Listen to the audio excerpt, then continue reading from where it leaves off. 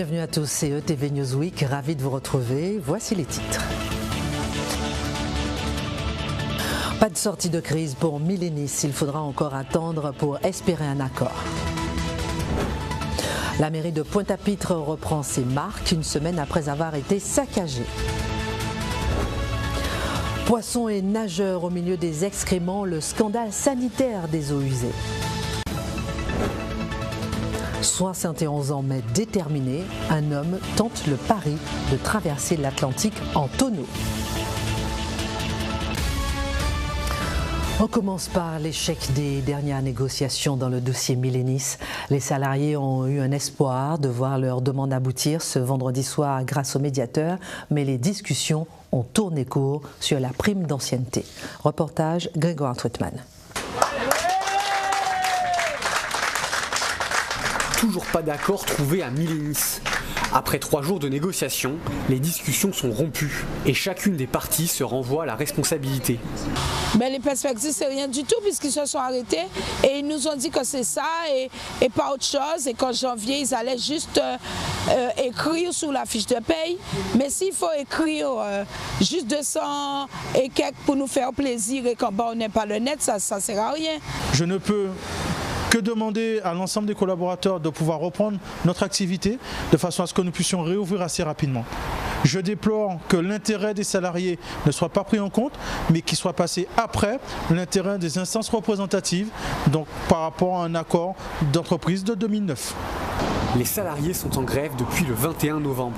Pour Martine, mère de famille, cette grève est un véritable sacrifice financier. J'ai 4 enfants, donc on fait avec les moyens, on essaie de faire avec les petites économies qu'on avait mis de côté ou avec la solidarité des habitants, de la population. C'est vrai que c'est pas facile. Alors, pour ne pas que ça dure, les salariés sont montés d'un ton la semaine dernière en bloquant une autre enseigne du groupe Safo. Le secrétaire général de la CGTG, Jean-Marie Nomertin, a même été arrêté lors de l'intervention des gendarmes.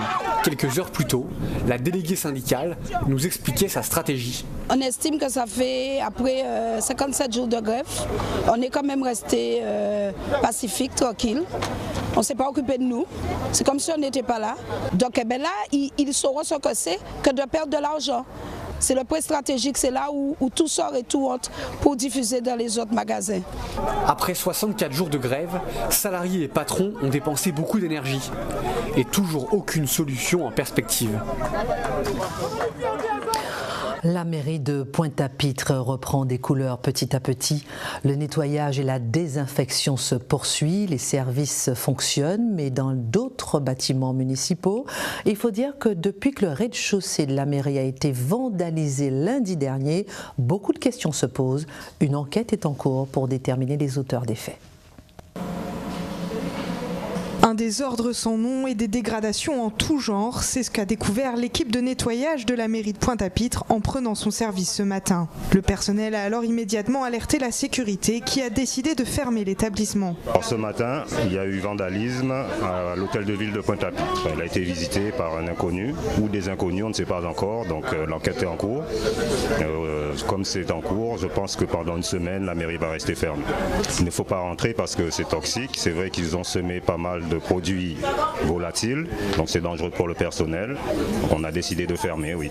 Alors aujourd'hui et pour les jours à venir, c'est repos forcé pour les services de la mairie. Pour l'équipe de nettoyage, l'émotion est encore présente. Ça m'a choqué, c'est la première fois que j'ai vu ça.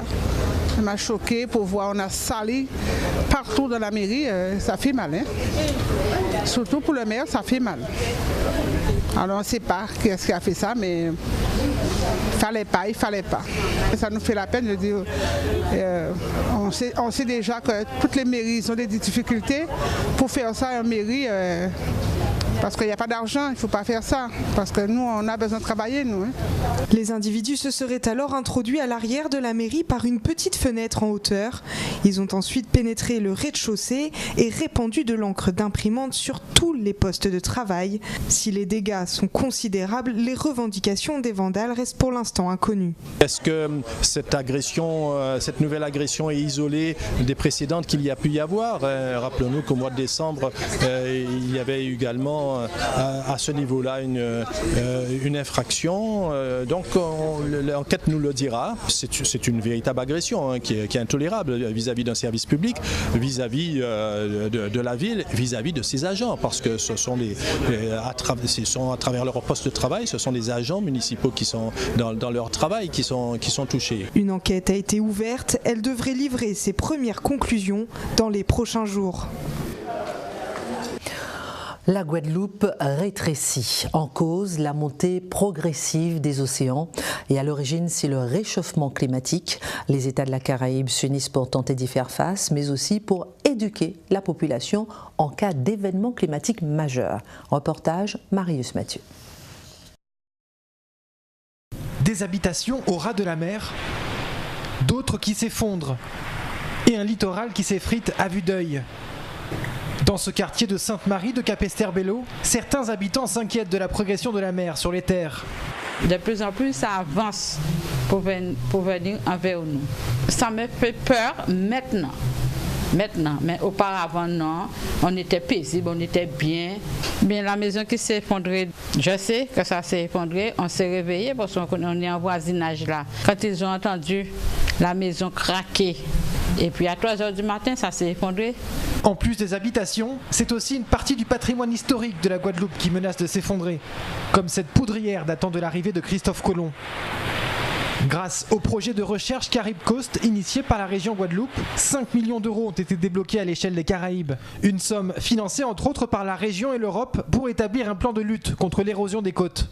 Cet argent va surtout permettre en fait de mener les recherches. Après, évidemment, une fois que vous avez les schémas, les scénarios qui se décident pour le futur, nous devons véritablement prendre les choses à bras le corps et aménager le littoral. Les dotations globales de l'État sont en chute vertigineuse. Moi, je fais confiance à l'Europe et aux fonds européens pour nous donner un sacré coup de main pour l'aménagement du territoire. Le littoral guadeloupéen, d'une longueur de près de 600 km, est soumis à des conditions naturelles qui l'endommagent. Mais l'activité humaine est aussi mise en cause, comme le défrichage intensif qui accélère l'érosion. À certains endroits de l'archipel, les côtes sableuses exposées ont perdu une cinquantaine de mètres en 30 ans. L'Office de l'eau publie des chiffres clés. L'Office a pour mission l'étude et le suivi des ressources en eau. On retiendra 2 points dans ce rapport. Les très gros problèmes des fuites d'eau et le zéro pointé, donc en quantité, mais très bon point en termes de qualité d'eau. Voici le reportage de Camille Royal. 182 litres par jour, c'est la quantité d'eau que consomme en moyenne chaque Guadeloupéen. Voilà pourquoi ce liquide est si précieux en Guadeloupe. Pourtant, il coule rarement à flot dans nos tuyaux. Alors pour informer au mieux la population, l'Office de l'eau s'est engagé à publier un rapport chaque année sur les chiffres de l'eau. Le premier est sorti il y a 1 semaine. Objectif, rassurer la population sur la gestion de cet or bleu. C'est un peu de la pédagogie. Il faut que les gens comprennent d'où on part et où on veut arriver, sachant que dans les chiffres qui sont publiés, on met le point sur les difficultés à régler le problème des fuites, à remettre en capacité les opérateurs pour de la production d'eau et à mobiliser les financements pour retourner à une situation normale. Donc l'objectif, c'est de bien faire comprendre à la population qu'on part de loin, mais qu'il y a une volonté commune, État, région, département, EPCI et Office de l'eau, pour remplir une véritable mission de service public de l'eau. Et dans cette grande aventure qu'est le cycle de l'eau, tout commence à Basse-Terre, le château d'eau de la Guadeloupe, avec 91% du volume d'eau prélevé et acheminé sur tout le territoire. Problème, plus de la moitié des volumes prélevés n'arrivent jamais jusqu'au robinet des usagers. En 2016, sur les 73 millions de mètres cubes produits, 46,7 millions se sont perdus dans la nature. Mais à défaut de quantité, on peut se satisfaire de la qualité selon les chiffres. En 2017, plus de 98% des analyses bactériologiques étaient conformes, et ce malgré les 3 restrictions de consommation d'eau qui ont été imposées la même année. En cause, un taux de chlordécone au-dessus de la limite réglementaire. L'assainissement, lui, en revanche, n'est pas encore aux normes. Sur les 27 stations de traitement des eaux usées que compte l'archipel, seuls 30% étaient conformes à la législation en 2017. Ainsi, le premier état des lieux est dressé et les travaux du plan d'urgence sont dans les starting blocks. L'Office de l'eau se montre confiant sur son objectif 2020, celui de supprimer définitivement les tours d'eau dans les villes. Toujours sur le sujet de l'eau, retenons ce scandale, celui des eaux usées. Sur les stations de traitement de ces eaux usées, seuls 30% sont en règle. Les conséquences sanitaires sont catastrophiques. Les poissons que nous mangeons nagent au milieu des excréments. Voici le reportage de Marius Mathieu. À 45 ans, Antoine est un expert en chasse sous-marine. C'est sale quoi. Avec son harpon et ses palmes, comme chaque matin depuis près de 20 ans, l'homme a pour habitude de plonger du côté de la rivière des Pères, au sud de Basse-Terre. Mais depuis quelque temps, à peine immergé dans l'eau, le pêcheur rencontre un problème de taille. Je vois que dalle. Une visibilité quasi nulle et pour cause. Ici, une centrale d'épuration rejette des eaux non traitées directement dans la mer. Ce qui contraint Antoine à nager littéralement dans des excréments et autres produits chimiques, à son grand désespoir. Ma passion c'est la pêche et voilà que regardez comment il y a de l'eau qui salit la rivière, la mer, tu vois quoi, tout est pollué. Moi j'en ai marre quoi, de voir ça quoi. Okay? Ma passion c'est la pêche, c'est inadmissible. Alors, regardez comment c'est sale. Et aussi les poissons écologiques et presque invisibles de la terre ferme. Les poissons prennent la pute. Plus de 1 km, regardez le voilier, 2 km d'eau sale. Mais c'est quoi ça? Moi je trouve pas ça bien quoi. On a dû déjà faire des travaux. Ok, on doit déjà faire des travaux pour que ça change. Ok, je suis pas content. Le drame écologique est presque invisible de la terre ferme. Mais la présence de l'activité humaine, de la faune et de la flore, ici, laisse à penser que le désastre est bien réel et s'empire de jour en jour. En Guadeloupe, 2 tiers des eaux usées sont dirigées vers des stations d'épuration dont les rejets ne sont pas conformes. Un problème que l'Office de l'eau connaît bien. L'une des principales missions dans ses bureaux est de tenter d'endiguer le problème. Pour Hugues Delaney, le constat est déjà clairement établi. Lorsqu'on a des stations qui dysfonctionnent, donc elles ne font pas leur rôle de rétention de pollution et donc toute cette pollution peut se retrouver aussi bien dans les mers, dans les rivières, donc en fonction du lieu où sera raccordé, où le tuyau sera raccordé. Donc c'est autant d'impact, ce qu'on appelle l'impact sur le milieu aquatique. La principale problématique, c'est ce qu'on appelle donc les matières en suspension qui troublent l'eau. Et ces matières en suspension sont autant d'éléments qui peuvent être ingérés par les différentes espèces dans l'eau et donc entraîner une prolifération d'un certain nombre d'organismes qui ne devraient pas être présents. La sonnette d'alarme est tirée, les fonds marins de la Guadeloupe sont en danger. Pour la non-conformité de ces centrales d'épuration, la France risque chaque année des sanctions de la Commission européenne pour son retard sur la question. Un reportage exclusif, je vous emmène en prison à présent, à Basse-Terre plus précisément.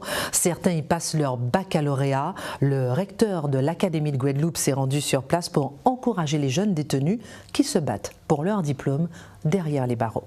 Reportage de Marius Mathieu. Bienvenue à la maison d'arrêt de Basse-Terre. Derrière cette porte et au bout de ce couloir, un événement singulier se déroule dans cette prison.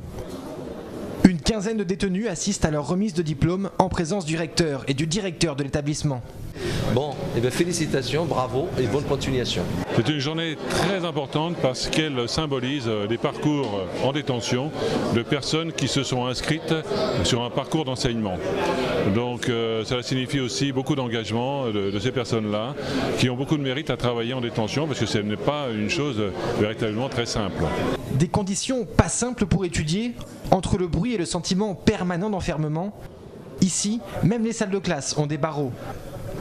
Alors pour l'équipe pédagogique, cette remise de diplôme est une véritable victoire. Il faut savoir qu'en détention, nous n'avons pas droit à Internet, nous n'avons pas droit d'ordinateur, bien qu'on a pu quand même s'organiser à ce niveau.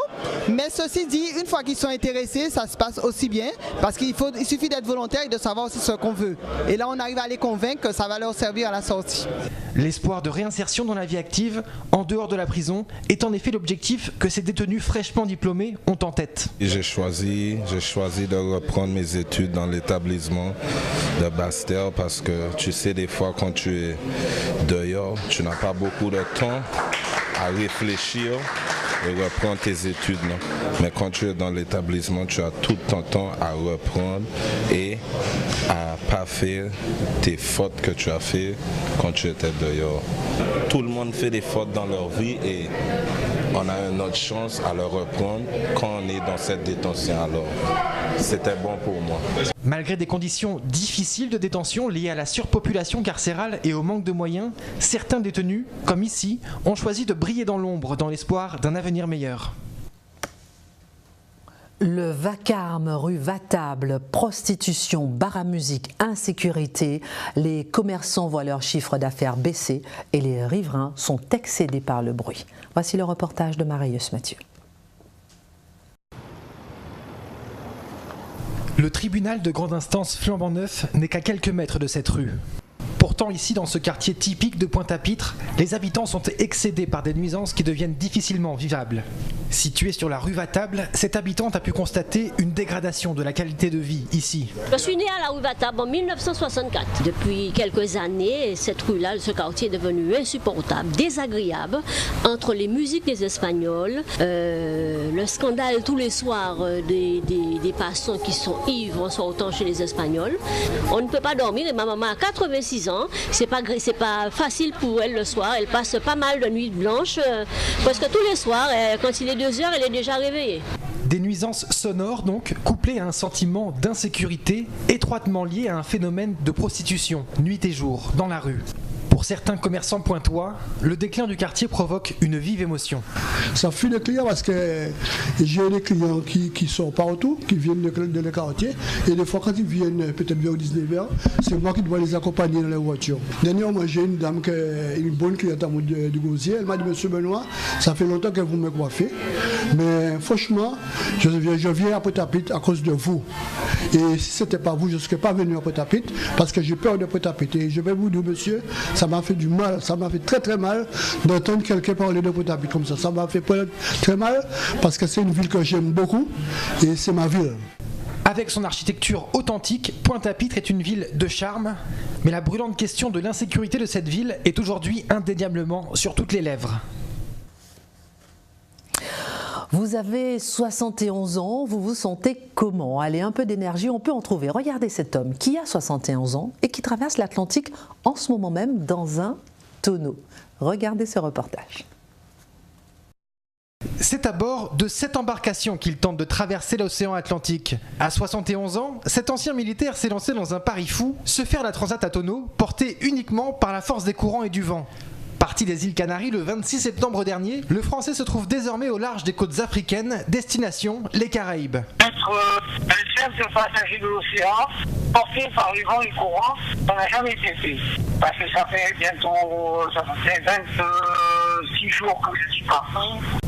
Mon tonneau passe très bien. L'autre jour, j'ai pu me baigner. J'avais à 300 mètres de moi une baleine, une tortue qui est venue me voir. Par contre, mon grand regret, c'est que je n'ai toujours pas rencontré de sirène. Bon, j'ai de quoi me distraire, j'ai de quoi lire, j'ai de quoi écrire, je fais de la musique. Donc, je fais de la musique, donc j'ai un envie de temps, partir bientôt un mois, et tout se passerait bien, le moment est bon. Voilà. À bord de son embarcation d'environ 3 mètres sur 2, le confort est spartiate, mais l'expérience se veut avant tout scientifique. Le navigateur est en effet chargé de larguer des balises pour étudier l'océan. Et pour tenter d'apercevoir Jean-Jacques Savin au large de la Guadeloupe, le rendez-vous est pris, mais pas avant le mois d'avril prochain. Voilà, un rendez-vous en avril pour la fin du périple de ce voyageur courageux. On se retrouve le week-end prochain. Excellente semaine sur ETV.